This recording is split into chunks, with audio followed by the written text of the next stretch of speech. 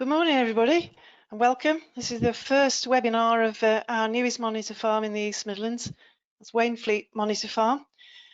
Originally, we were billing this as a launch meeting, and I think you might have seen it as that. But obviously, things have changed. Ideally, we would have been at the farm in the summer, but that wasn't possible, and we're hoping now that that will happen next summer instead. Meanwhile, we're getting on with things, and so this is where we are today, and we're starting things off in as best we can. Anyway, I'm delighted to have Gary Willoughby with us this morning. Gary's our new Wainfleet monitor farmer. He'll be presenting from the farm. I wish to thank him for volunteering to do, well, don't think he did volunteer as such. He very kindly took up my request to do something on these lines with great enthusiasm. So thank you for that. Just before we start, I have a few bits of housekeeping, and I should say we're under the control of one of my colleagues this morning called Christian. He's in the background doing all this. He's advancing the slides for us. So we prompt him, and he'll prompt us if we do it wrong. So if I forget something, and vice versa. Anyway, the good news for you probably at the moment is that you're all muted. Hang on, Christian. Whoa. Just stop on that one a sec. You're all muted and we can't hear you, we can't see you. Next bit, please, the questions bit. If you've any questions for us, can you please put them in there's a box on the right hand side of your screen, and you can type messages for us in that. What we'll do most likely, we might do a few questions as we go along, depending on where they fit in. Otherwise, we'll do them all at the end. Can we have the next picture, please? I think it's the clock. Yeah, we are scheduled to finish by 10 o'clock. If we finish earlier, it doesn't matter, but we'll try not to go much later than that, if any later at all. We've got one basis point and one no-so point allocated for this. What you'll need to do is use the box again on the right-hand side to enter your basis and no-so details, so that we can get you signed up for those points. We will be recording this webinar, so you can go back to it, or for people who've missed it as well, if you want to direct them to it, they'll be able to find it on the AHDB YouTube site. If you could any feedback on this webinar or any future ideas for webinars, please get in touch. It's really quite useful if people tell us what they think was a good idea and what wasn't. We can use your feedback then to inform where we go next. I think then we are almost ready to move on to the next part. Most of the next part will be Gary talking, and Gary's here to talk about the monitor farm from his point of view, and is going to talk about what's available for you in the monitor farm as well, and how you can perhaps learn and share ideas. And this is where it's all starting. This is an opportunity for you to have a look what Gary is interested in, what you can offer views on where you think you should go with things, and he'll be very happy to hear from you. So thanks, Gary, over to you. Thank you very much, Judith. Thank you very much. So hello and welcome to Wainfleet Monitor Farm. So we are in Lincolnshire, approximately 7 miles inland from Skegness, and the farm we're at now is where I grew up, and I've been ever since, apart from 10 years where Debbie, my now wife, we went travelling, Australia and New Zealand. We sort of did all sorts over there, picked strawberries to working on a sheep and cattle station, all sorts. We had a great time. When we came back, we went up to Durham.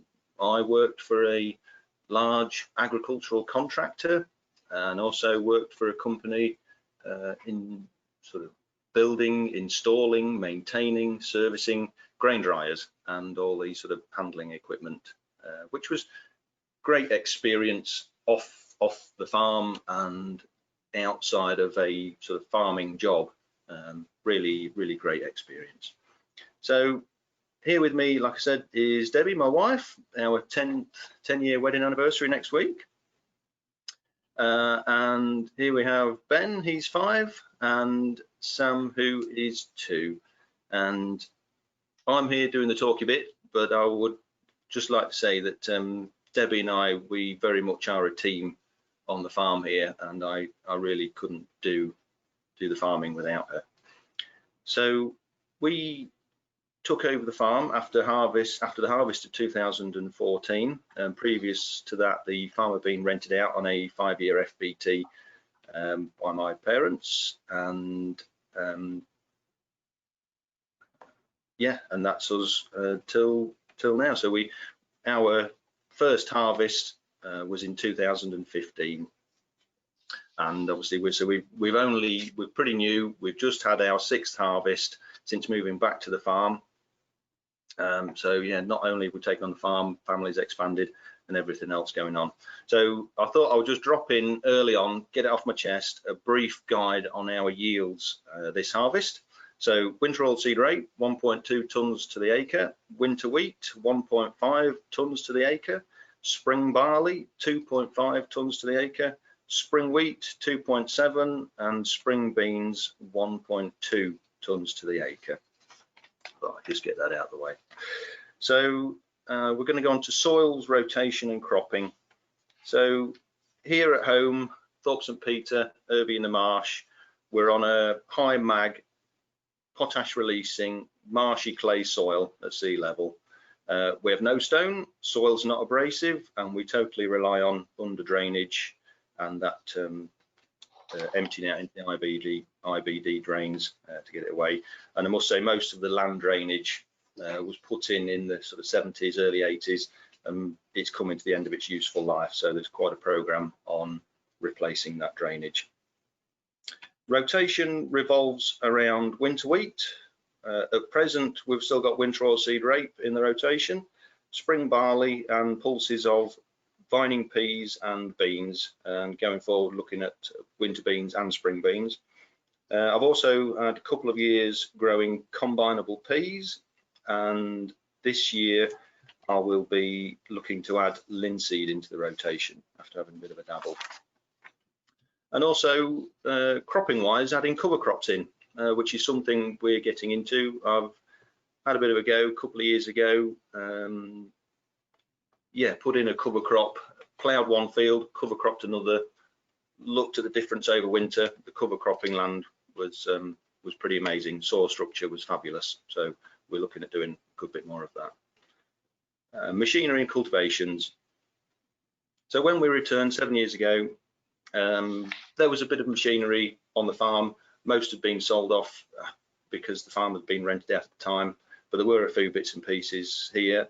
So we had a JCB Loadall 526. There was a Massey Ferguson 4345, little 85 horsepower tractor. A Overham 4 for a plough that hadn't been used for a good time, and 1.5 sets of Massey Ferguson discs that never really were a lot of use and had been parked in the nettles for quite some time. So decision was made, 85 horsepower tractor is a small tractor these days. I was well aware I was going to need something a bit bigger if I was going to beg, steal and borrow bits of kit to get started. I needed something bigger than that. So the Massey was sold to a local sheep farmer, and a Class Aries 816 was bought from a local dealer. The plough was dragged out of the nettles, just as freed off, and off I went, as in picture 2 was the ploughing picture. And that was me for a start. I used a contractor to strip till the oilseed rape and begged the use of a combination drill to put in some winter wheat, and that was our first autumn, and off we went. So picture 3 is a Bomford Falcon hedge cutter that was bought, still have, and used for our own use and a bit of contracting. Picture 4, our first bit of new machinery was the combination drill there in front of you. So this was bought in the spring of 2015, 3 meter Machio combination drill, and in the autumn, we added on the front linkage. It came on a pallet and I bolted it to, plumbed it in, and the front press, and good drilling rig that, very good. It was good on the farm, going out, earning a few quid as well. Yeah, so the drill and the press still with us, doing as well. Picture 5 is our first harvest complete. So Debbie, there's little Ben and myself, and it was quite an amazing time. We're just taking this picture for us, bit of an emotional one, this one. So we had moved back to the farm where I grew up. We had grown our first crops, harvested them, produced this amazing little boy. At 10 weeks old, we thought we'd lost him to meningitis, but thankfully he's all right and full of beans. And I had done my basis agronomy course and somehow passed it all in 1 year. It felt busy, it really did. So well, let's keep moving through. So we started out with a John Deere mounted sprayer to get going, and I never did like it, could not get on with it, and it was replaced with this Housen, which is still with us, good bit of kit. Picture 7 is our the 816 on the right there, and our new Arian 650 on the left. The original class there, I'd done near on a couple of thousand hours in 2 years, their only tractor. Tyres were well worn, looking to be replaced. So we looked at the options, and good deals on finance. We took the option to go new, and it was a good call. So yeah, it was a good tractor that did as well for a brief time. So picture 8, in November of 2018, we bought the Class Lexion combine. It's a Lexion 540, 22-foot cut straw walker machine, and the first harvest of 2019 that we used it, we cut just over 750 acres, of which 450 of that was contracting that we picked up in our first year of having a combine. Picture 9 is the Arian was replaced with this John Deere tractor. It's a John Deere 6215R, and it is a pretty fancy tractor. Auto power gearbox, guidance, good few bells and whistles on that one. The trailer there was added. You couldn't have a combine without a trailer, which is equally great bit of kit. And so we've got a good harvesting outfit there. And yeah, picture 10 is our harvest update, family grown. The yeah, it seems every harvest we have to have a little combine ride and get the family along. The boys love it. So up till harvest 20, this harvest, we've been a plough and combi drill kind of farm, plenty of flat lifting. To establish oilseed rape, we moved from the strict till using a contractor into I would flat lift a field and then straight into the stubble with a combi to establish oilseed rape, which worked well. And I also carried on with my basis journey, if you like, adding in facts, advanced cereals, soil and water, nutrient management planning, conservation management, of which I've just got one more for my basis diploma, and then hopefully that'll be that lot done. See, that's quite a whirlwind. Anybody thinking about basis, go for it. Real learning curve, quite amazing, really is. Go for it. I'd also been learning and reading more about soils and what goes on under the soil surface, not just what we see with the naked eye, but getting into the soil, having a dig around, reading some more. And the more I read, the more I understood that cultivation was really not so good for the soil. And it seemed that as much as I like to plough and see a good bit of ploughing done by a good skilled operator, I realised that the plough had to go. And picture 11 is our plough. So the plough had changed. We'd added this one, bought a 5 furrower, added another one, 6 furrower. But reading on, the more you cultivate the soil, destroy that natural soil structure, they realised that it was going to have to go. Yeah, quite a big decision, that one, to see a really good bit of kit go. But it's gone, and we move on, and for the better, I think, in the long term. So that's good. So picture 12, the plough went, and a weaving GD replaced it. So this is a 3-year-old drill. Obviously, it's a direct drill, straight into stubble, work land, pretty much anything you like. Yeah, good change of heart. Gives us lots of options. So still got the combination for working into sort of ploughed land or whatever, and this one straight into stubble, change of tack. It was also something new for us going into sharing machinery. So I have a half share in this drill. Something that I felt, yeah, modern machinery has got plenty of capacity. It'll cover plenty of acres. Yeah, quite happy with that. So far, so good. It's working well, sharing machinery. Hopefully it will continue in that way. So this autumn has been a total turnaround for us on cultivations and establishment. Obviously, plough's gone. One field so far on the farm has been cultivated to a depth of 4 inches and then cover cropped. The rest of the farm is either direct drilled with oilseed rape or direct drilled with a cover crop. And the current cropping plan for harvest 21 is as follows. Picture 13, please. So not the best pictures, just a picture of a screen, but winter wheat 23 hectares, spring barley 20 hectares, winter oilseed rape 20, spring linseed, a bit of a new venture for us, 13 hectares, winter beans 12, spring beans 9, spring wheat 7, and a little bit of grass for our bit of hobby farming. Also on top of this, got a regular 40 hectares of sort of stubble to stubble contracting work that we've picked up along the way. I'm always out edge cutting, bits of drilling, bits and pieces. Yeah, always keeping out and about busy.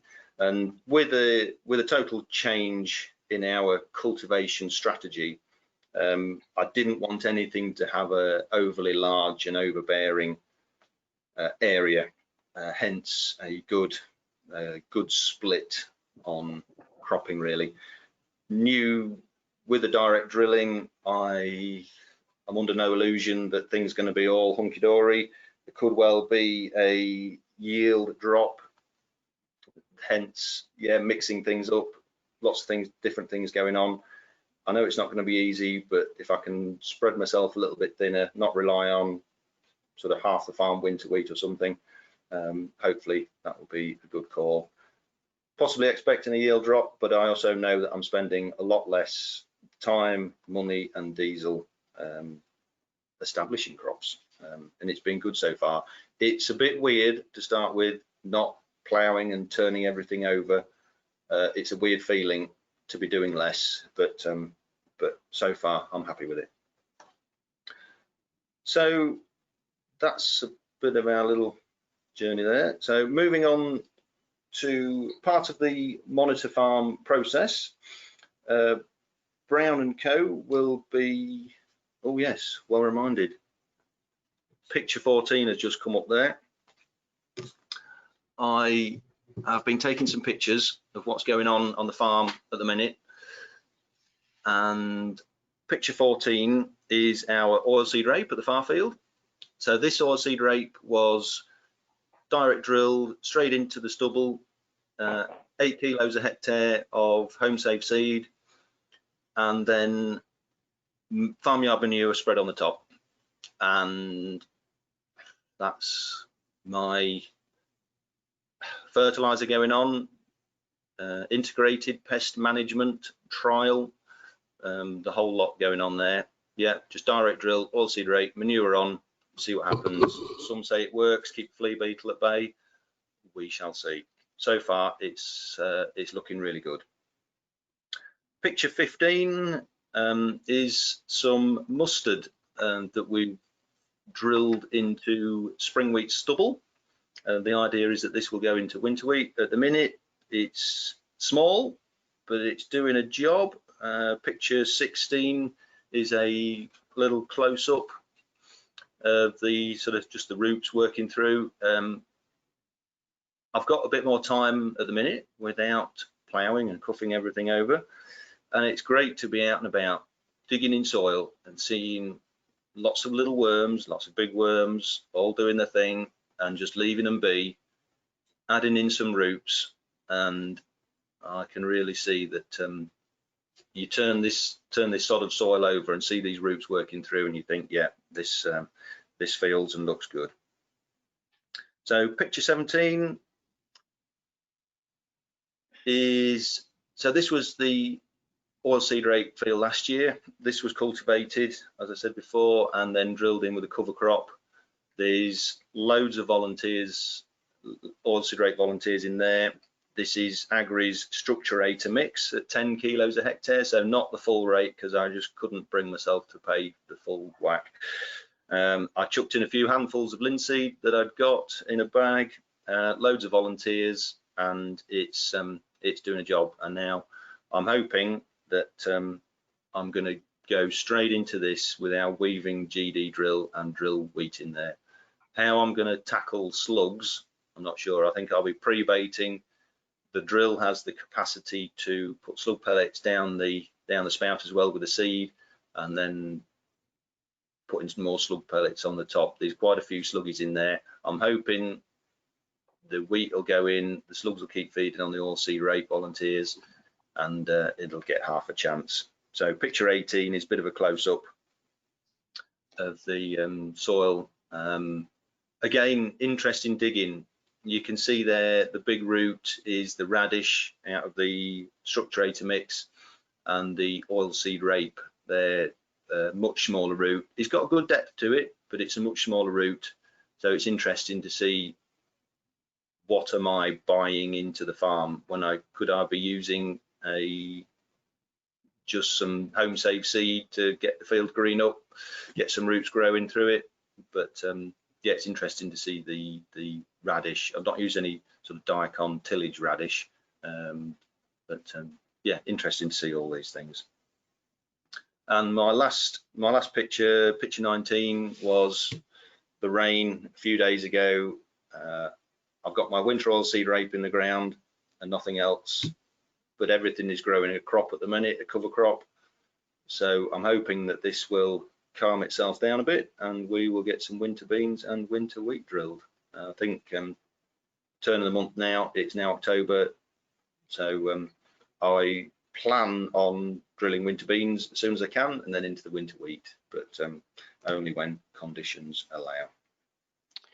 So Gary, right then, before you move into the next bit, could I just slip a question in, one that's come in that's relevant to something you said a few minutes ago. You're talking about your rotation and your wide range of crops. Somebody's asked, with a minimum of 5 different cropping types, how do you get on with storing small amounts of different crops? With difficulty sometimes. Yeah, quite rightly. We have some off-farm storage at Union Grain at Willoughby. So the winter oilseed rape is often sold and gone. It goes to Union Grain, so that's gone. Sometimes I'll put it in a pool. Sometimes I'll sell it before harvest, get a price on it, then it's just delivered in. And once it's over the weighbridge, it's done and dealt with. Winter wheat goes in there. There's also another home locally that I can take it straight off the combine and it's dealt with. At the moment, we're full of barley here. Spring barley, a good lot of it came here. Everybody's growing spring barley. There's tons of it about. price is not the best. So I've already sold some barley, and yeah, there's more to sell. Beans, they can go off farm and be sold or into storage. So yeah, we have, good point, we have some off farm storage as well. But things like the linseed that we're putting in the ground in the spring, that will be kept on farm and stored here. But if it's oilseed rape, wheat, barley, beans, it can go off farm into some extra storage we've got. So yeah, good point. Okay, very good, thanks. And it did make me think one or two of the things that you were saying. You're sort of almost inviting people to offer solutions. One of the things you mentioned was slugs. I was talking about people feeding in questions. By all means, feed in solutions as well. Any comments you've got, please? I'm sure Gary will be pleased with that. Okay, yeah. I'll let you resume. Thank you. Yeah, no, yeah, please. Yeah, slugs can be always quite the sort of high clay content of the soil. Slugs can always be a problem here. With so far, I'm finding with the GD, the weaving GD drill, it does put a seed in well, close it down good and tight. So that's quite good. It doesn't leave an open, certainly not cloddy seed bed or anything like that. So I'm on a real steep learning curve, and yeah, laying it pretty bare for you all to see. Hopefully I'll have some good slides, pictures, hopefully get some of you on farm as well, COVID-19 permitting, so you can see for yourself what's going on. Okay, so as I started before, as part of the monitor farm process, Brown & Co will be compiling a machinery and labour review of the farm. That will be interesting for me and Debbie. That, yeah, sometimes says, oh, do we really need that tractor or that? And yeah, we definitely do. Me and the boys will definitely say yes. Other things that they have asked me about is anything that I'll be interested in, and I'd like some feedback on this from other people listening. Self-propelled sprayer, it's there in the picture. Do I need a self-propelled sprayer? I do ours, do our regular sort of contracting work, I do my neighbours, so it covers about 750 acres, obviously multiple times. We're all liquid fertilizer, so I'm using it for chem and fert spreading. I haven't got a fertilizer spinner, so yeah, it puts all my liquid N on, and beauty of it is, I mean, that bit of kit travels really well. It really does on its sort of fat wheels or narrow wheels down the tram line. It does work. It does really go well. But do I need it when a trailed sprayer is possibly the way to go? There's plenty of people going to the trailed route. It could be an option. It's something I would like to look into. It'd be another engine sort of going off the farm, reducing horsepower on the farm. It's something I want to look into. Combine, big expensive bits of kit. I'm sort of a bit new to sharing machinery game. Should be looking at sharing a combine, possibly. Yeah, it's something that needs looking into. They're so expensive. Bits of kit have plenty of capacity these days, so something to look into. Bit of a curveball for Brown & Co. Should we be bringing sheep onto the farm? Looking at growing cover crops, you've seen some good cover crops there. Did that ought to be nagged off with some sheep? Possibly. Is it something that we get into these days? Livestock as general? Who knows? Open that up to Brown & Co. Tell me more. Any experiences? Please, yeah, please give me your thoughts, please, on that one. Yeah, open to ideas and suggestions. I do already have a very good straw for muck swap. So all straw is cereal straw baled up, goes off the farm, and then I go and sort of collect muck in return. ADAS will also be doing a soil health review, which will be most interesting. I've not heard from them yet, but I'm sure they'll soon be in touch. So yeah, take stock of where we are, and hopefully a bit of a change of routine and regime. ploughs gone, drills here. How will we be looking in 3 to 4 years' time? And we'll also be getting to grips with the AHDB's farm bench as well. We'll be benchmarking ourselves, and I would just like to say that if anybody else out there is interested in benchmarking, maybe seeing how we get to our figures, please join me for the ride on that one. I'm going to be learning lots, and if anybody else is interested, wants some help, there's loads of help from the AHDB.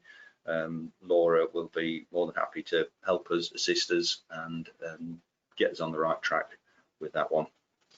So yeah, please just show interest in the farm bench if you're interested, and we'll get as much help as we can to go through that. Okay, so we've put together a bit of a steering group. There's not too many, there's 5 or 6 people on the steering group, and a few priority areas that we've sort of come up with. This is our list. There's plenty of time to add in extra bits and pieces to this, so please feel free. If there's anything you're unsure of, do let us know. Anything you think we're missing out on totally, yeah, again, let us know. We'll try and add it into the program. So sustainable farms, agribusinesses. Are we sustainable? Could we do more? I consider myself as, I'm just here, I'm a custodian of the farm really, looking after it for my children until they decide what they're going to do with it. At the minute, they're bonkers for tractors, combines, machinery. I'm trying to show them what happens under the soil as well, worms, plant roots, and yeah, they're keen. But in 65 years time, will they be looking at going back into ploughing? Will it be a completely forgotten art? Will we be using nitrogen fertilizer made from natural gas with only 55% taken up by the plant? Is that sustainable? Am I heading in the right direction? Who knows? Your thoughts, please, would be good. Soil health. It's a real buzzword at the minute, but what does it actually mean? Something different to everybody, I think. So we're going to be benchmarking our soils. Where are we at the moment? That's a good place to start. Where can we go? Where can we improve? How does cultivating affect them? There's plenty of people watching what I'm doing, sitting on the fence, and yeah, seeing how it goes. I hope it goes really well. I hope I'm going to be proud to show you what's going on the farm. At the minute, it feels the right thing to do, and yeah, laying it quite bare so that yeah, everybody can see the good, the bad, and the ugly. The use of technology, new tech, is it viable? Is it required on smaller farms such as what we've got? Be looking into that. I'm quite keen to keep up to speed with it, but some of the prices for either guidance, yield mapping, all different sorts of things, prices can be quite eye-watering. So we'll be sort of looking at technology really and the return on investment, which is key. UK farming policy. Does anybody have a clue what's going on at the minute? We've got Brexit, COVID-19. We've been asked to do more, look after the environment. We've got elms coming around the corner. So really keen to, yeah, just keep up to speed and up to date on current ag policy and where all that's going. Succession planning. Myself and my parents have sort of gone through finalising, going through the mill. We've got to think about our kids, how we're going to do it. So how, what, when does this happen? I really do hope that families that farm are not going to get sort of just swallowed up by multinational corporations and investors, and we lose the sort of rural way of life. Really do. And something that as an industry we're we're not good at is health and safety. The stats are appalling, and this also needs to include mental health as well. So I had a look at the HSE website a few evenings ago, and agriculture has the worst rate of worker fatality or worker fatal injury of the main industrial sectors by 18 times. Half of those killed were over 55, and the youngest last year was just a child of 4 years old. The most common killer, moving vehicle. So agriculture really does need to get its house in order on this one. What we're doing now is not good enough. Yeah, we really need to sort ourselves out. So like I said, that's our list so far. We're totally open to suggestions, plenty of room to add other things. So that's sort of me for now. I'm going to open up any more questions, constructive please, feedback, and yeah, anything. And what have people got? What have we got come in? We've got quite a lot coming in, Gary. I'll give you one or two in a minute. I just wanted to slip one in now because I've got the chance. You were talking about technology, but you I wondered if you might mention what you did for you did invest recently, and I wondered if you'd like to just share that what you did there and how you've got on with it. Yeah, definitely. Yeah, I mean, yeah, for this harvest we added in a yield mapping system. So it was a retrofit system onto a 12-year-old combine. I don't know if anybody else saw it. It was an article in the Farmers Weekly, and it I'd already been asking around and about, is it possible to yield map with a combine? It tells me on the screen how many tons an hour I'm doing, but it doesn't record it and that sort of thing. So I've been asking, and it was going to cost thousands and price prohibitive, and it just didn't seem right. But anyway, something else came along, less than £2,000, and we've added a retrofit system onto the combine for yield mapping. So I've got lots of lovely yield maps. I'm well aware that it's not just something that wants to be pretty pictures on the wall. You've got to do something with this data, and I'm using that data.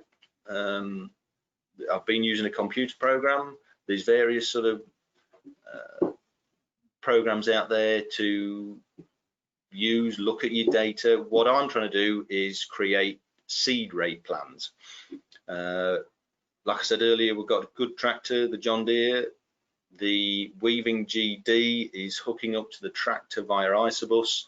So I am now creating seed rate plans to feed into the tractor via a USB stick, and I'm hoping that the tractor will talk to the drill and we will variably apply our seed. So it's all new to me. I wish Ben, my 5-year-old, could help me a bit better. I'm sure he soon will. But yeah, it's all a bit new and a bit of a learning curve, but we're finding some of it's not that expensive. Some of the kit we've got already and can be expanded. Yeah, so we're not a big farm, and we're making use of it. And some of my sort of contract harvesting customers are finding it interesting as well. Yeah. So yeah, all's good. Yeah, so it is possible. It is possible, most certainly. Okay, we'll put in, we've had a couple of cover crop questions up to now. I'll slip those in at this point. Are you direct drilling into cover crops or spraying off or grazing before drilling? I'm not grazing at the moment. It's something I would like to get into for sure. Yeah, I think if we can turn that that sort of green leaf, that cover crop, into cheap poo to then drill into, then that would be fantastic. I'm concerned about obviously foot traffic. I think sheep is the sort of the best option really. But yeah, at the moment it will be spray off and direct drill. I'm well aware of the sort of issues around glyphosate. Something over the next 3 years, need to look at, is it possible to sort of crimp a cover crop and drill into it without the use of glyphosate? It's certainly been mentioned by the sort of steering group. Can we do away without the glyphosate? So it's something we're looking into. Yeah. At the moment, it's going to be spray off and direct drill, but that's going to go on hopefully to other things. Yeah. Okay, and another one. Could you include legumes into the cover crop that fix nitrogen into the soil? Certainly, yeah. Some places I have done. Yeah, I've used a variety of mixes. I mentioned earlier Agri's Structurator mix. That was rye, radish, and phacelia. Other bits, I've bought a few bags of seed and mixed it up together and drilled that. So yeah, we've got cover crop mixes with legumes in as well, most definitely. Yeah, I did.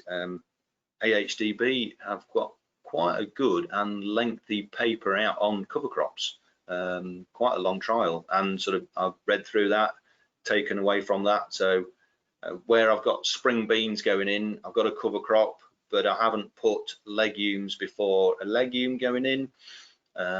The field back of the house here, it's got some vetching.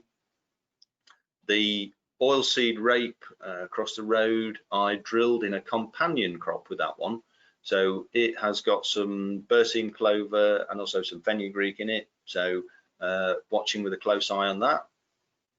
So yeah, we've got legumes going in. I've also had a bit of a dabble. I had a bit of a look around the farm, see what bits of leftover seed I'd got, and I'd got some peas, I've got some beans, I've got wheat, barley, oilseed rape, and I stuck it all in a big tub, mixed it up, and drilled some of that as well. So so we'll see how that goes. And the beans are great, as getting into the soil. They're really good. So yeah, so it doesn't have to be a bought-in mix. I'm playing around with all sorts of things. Yeah, and watch this space. I'll have to keep taking some pictures and sort of posting them up so people can Okay, see. speaking of beans, somebody's asked or questioned peas and beans in the same rotation. Yeah, so far if I can let land for vining peas, I have done. If that's not been an option, that's when we had a dabble with the combining peas. Yeah, the peas were good. I got sick of pigeons. I seem to be chasing pigeons all winter off oilseed rape and chasing pigeons off peas all summer long. Yeah, it was a bit of a game. So yeah, so the beans are sort of easier on the sort of crop. Yeah, looking after them, easy on the sort of husbandry aspect. So yeah, I'm well aware of the amount of legumes, and it seems a bit individual. Some people say, yeah, you can grow peas and beans and also sort of your vetches and clovers in the same rotation. That I'm learning about, and yeah, there's lots more to learn on that one. But yeah, well aware that got quite a few legumes in the mix. So yeah, we'll see how that goes, to be fair. Yeah. Okay, I'm going to queue jump this question because it's come in at a very timely point. How do you measure the performance of the cover crop? That is a very good question. And the performance of the cover crop is not something I'm doing at the moment. I'm having a good dig around and looking. I'm getting to know my species quite well, of what's going on out there, and I'm also taking note of varieties of particular species as well, to see what sort of suits our farm possibly better than others. It's a bit eye-watering, some of the prices of these cover crops, so I'm trying not to spend, I'm not going to be spending over 50 quid a hectare on a cover crop mix, no way. So yeah, I'll be looking at the routing, just digging by eye, whether a bit later in the year I am sort of making a few diary entries and that sort of thing. Pictures are fabulous. Yeah, is it up to the knees of a 2-year-old or is it up to the knees of a 5-year-old? All that sort of thing going on. Yeah, we big learning curve on that one. Gary, we've been asked if you have any blackgrass issues on the farm. Plenty. Yes, yeah, it's our #1 weed. We can spend a fortune trying to control it, usually failing. So yeah, I mean, we've been since we moved back to the farm, we've certainly been growing a good share of spring cropping. The spring sort of peas, vining or combining are good for that. We've had a share of spring beans, we've spring barley, spring wheat. We've had a good share. I'm not hell bent on growing winter wheat and winter oilseed rape. I'm trying to keep a good and varied rotation, which is good. Being sort of new back onto the farm, it's thrown up a few surprises. The sort of weed pressure in certain fields or even parts of fields. So yeah, plenty of blackgrass. We've been delaying our drilling as best we can. Stale seed beds, all that going on. All the tools we can before we get the seed in the ground, and then start throwing money at it really on with sort of preems and that sort of thing. Yeah, the more we can do before we get the seed in the ground, the better. Yeah, it is our #1 weed. Sometimes we've got it wrong. Sometimes you sort of get through, don't you? You're going through putting your flag leaf spray on your winter wheat, and you think, yeah, we've got it sorted. 3 weeks later, the blackgrass starts rearing up out the top. Yeah, it's the same for everybody. So yeah, we're doing a bit. I mean, I'm certainly finding, I don't know about other people, but this autumn there's been very little blackgrass flushing so far, and I'm finding with using the GD rather than cultivating, possibly even combi drilling, the volunteers are not growing. They're not as aggressive. They're not swamping out the oilseed rape that we've got growing. It's moving very little soil. Obviously, we lost plenty of spring barley seed. It's sitting on the top there, but because we haven't moved it, touched it, it's still sitting there, and it's trying to grow, sitting on the surface. So yeah, quite a turnaround on that front. So how the preems are going to work when we get winter wheat in the ground is going to be another learning curve. Obviously, there's going to be more trash on the top rather than it being a ploughed field. So yeah, we'll see on that one as well. Okay, we've got a question about your land drainage system. You said that it was no longer as effective. It needs replacing, and the question is interested in what way the system became less effective. His soil is very similar, heavy clay, but with low sand content and stable soil.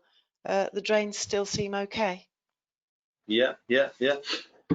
We've I've been drain jetting, borrowing drain jetters, digging up areas that have got known problems, and a good portion of the farm is clay tile drained. Some of them will clean out, and some of them are blocked, chock-a-block solid, and will not. You got red ochre in there as well. If you can keep on top of it, keep it flush, then all good. But some of them are just yeah, too far gone.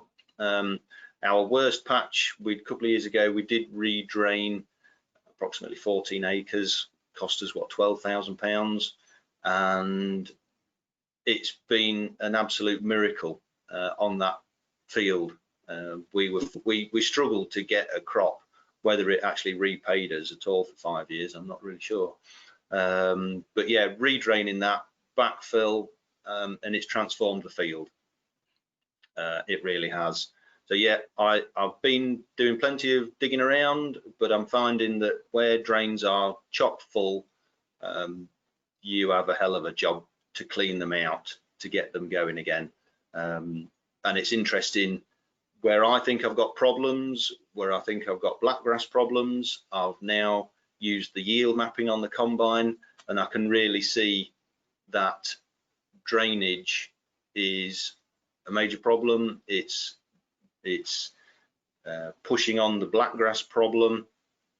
And so that's the areas that I will be targeting for new land drains, rather than trying to just redo fields field by field basis. I'll be targeting putting in 2 or 3 new land drains in particular areas where I know I've got major problems, where I can see on my yield maps that the field is not performing. The red areas are dragging down the really good areas to bring the field average down. So if I can bring those poor areas up, that's what I'll be doing. Yeah. So also interested in the tractor drawn trenchers as well. Could that be an option?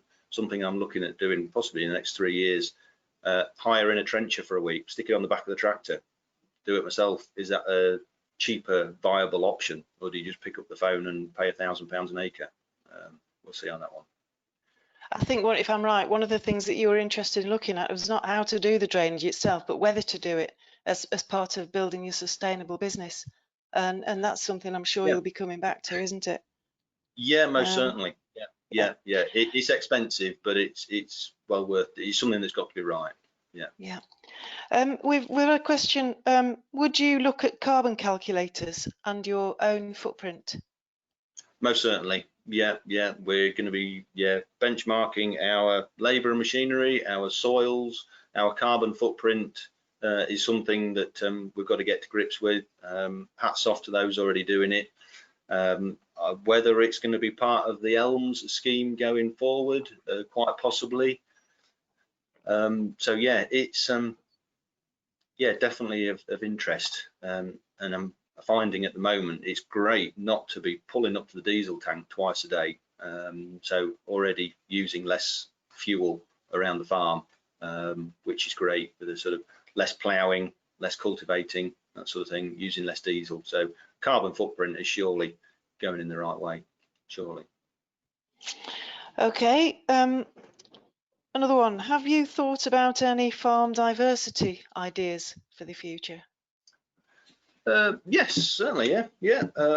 Diversity on the farm. I haven't mentioned we have a Glenfarrow biomass boiler on the farm, so it heats the house, it heats our workshop. It's also, we've got a big radiator in front of our grain drying fan, so that's great.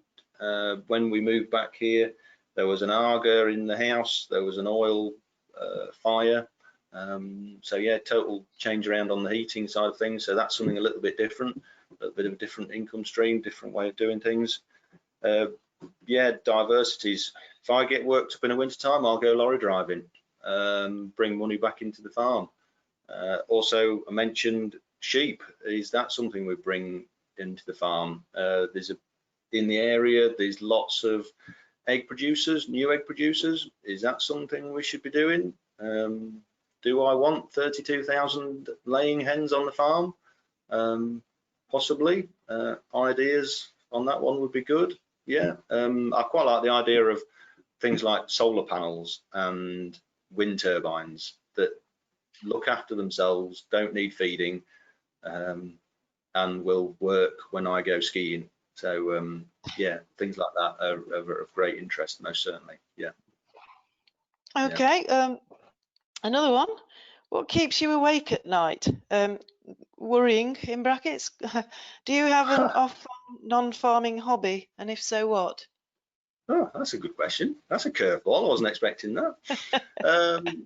Yeah, what keeps me awake at night? Webinars keep me awake at night. A couple of nights ago, I was mulling this job over on my mind.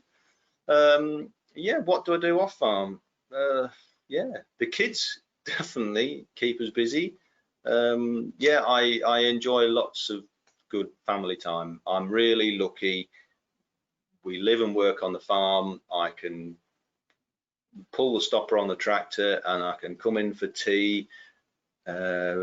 Yeah, have some playtime with the kids, bath time, story time, bedtime. I can do that and then go and carry on working when needs be. Other things that I've done on a more personal basis the last few years, Yorkshire 3 Peaks, National 3 Peaks, lightweight walk up in Yorkshire. We've done that. Bit of snowboarding. Do like a bit of snowboarding if we can get out there. So yeah, bought myself a new bike last year, so I've been doing a bit of push biking. need to do more, definitely need to do more. Getting near to 40 now, so I'm well aware that I need to do a bit more pedaling. Yeah, so yeah, a few bits and pieces. Usually it involves being out and about, outside, in the fresh air. You can't beat a bit of fresh air. So that's usually me. Probably just time to slip in a couple more questions. How would you compare your income between when your farm was let on an FBT to farming it now yourself?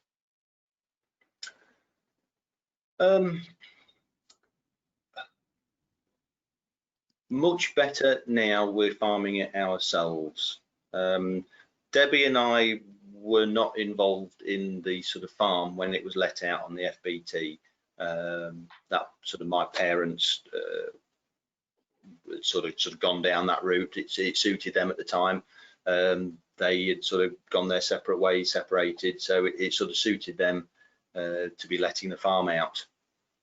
But yeah, it wasn't just the income, it was also from the sort of tax point of view, it wasn't necessarily the best thing to be doing when you look at things like inheritance tax and things like that, to be letting it out on an FBT. So our decision to farm here ourselves was, it was an opportunity and we really wanted to grab it and have a go with it. If we didn't at that time, then the sort of can gets kicked down the road for another 5 years, and we maybe would have missed our go. So I always wanted to farm here. Debbie took a little bit more convincing, but she's yeah, she's loving it now. So, but then ask her that question. Yeah, she's loving it as well. We've got a great family life here. The farm's working. You'll see that it's profitable, and yeah, it's good for us at the moment. Yeah, it is. Yeah. Probably make this the last question. Your base is qualified, but do you use an agronomist? Nope, nope. I do all our own crop walking. I do the crop walking on our sort of regular contracting job, and yeah, it's not something I've pushed into. I'm not doing thousands upon thousands of acres. Will I do in the future? Who knows, possibly. I've gone through the sort of basis program more for my sort of personal benefit. I really did feel that if I was going to come back here and pick up the reins and farm and make this a sort of goer, I wanted to understand more, and the basis program really fits that bill. And so it's been a hell of a learning curve. I've learned a lot. I've met some great people along the way doing it. Also sort of going through the same program. But yeah, I really felt if I was going to make this a success, then that was something that I wanted to do, and I fully recommend it to anybody that's interested. Go for it. It's not easy, but it is good, real good. So yeah, doing our own agronomy. Yeah, definitely. Thank you, Gary. You handled all those questions we threw at you really competently, I think. But I think there might be some more. There are one or two that I looked at them and it looked as though you had answered them. Then one or two, I hope you don't disagree, but if that's the case, all is not lost. I'll come back to that in a minute. I think it's about time to wrap things up. So many thanks, Gary, for doing that, giving up your time this morning and so on. Thank you all for your questions and your comments as well. We've got some solutions and comments of various sorts of coming, so that's great. That's good already. Do keep those coming in. Just a few bits and pieces to close the whole thing, and I'll just do that now. After the webinar ends, you'll be taken to a feedback survey. Can you provide us with some feedback, please? As I said earlier, for useful for this and future webinars as well. And just a reminder as well that the recording will be available on AHDB's YouTube channel. The next webinar is, there's another slide somewhere. I've got these in the wrong order. I might have, sorry, Christian.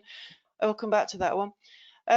the next webinar, there's one on the 7th of October, and it's on winter wheat performance results. That's an evening one. And in November, between November and March, AHDB Cereals and Oilseeds are running a Monitor Farm Mondays series right through the winter, which is sort of replacing our normal Monitor Farm programme regular meetings.